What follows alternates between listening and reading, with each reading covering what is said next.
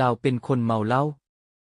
เดี๋ยวนี้เจ้าฮู้แล้วว่าเจ้าจะได้เวลาวางในเกมนี้ได้แนวใดและบ่แม่นครั้งทำอิฐที่จะเพิ่มข้อมูลเพิ่มเติมใส่กองข้อมูลในการนำใช้หนึ่งในคนที่บ่มีค่าของพวกเขาวิธีการเฮ็ดให้แน่ใจว่าเจ้าเฮ็ดมันในดีคือภาษาญี่ปุ่นสิ่งที่ดีที่สุดสำหรับค่อยคือมันจะเฮ็ดให้มันใหญ่กว่าเว็บไซต์นี้อาจจะบ่อ้วนในโลกทำอิฐของลีเลยในผลได้รับที่ดีที่สุดแม่นมีอยู่ในซื้อของลาวแม่นยำใหญ่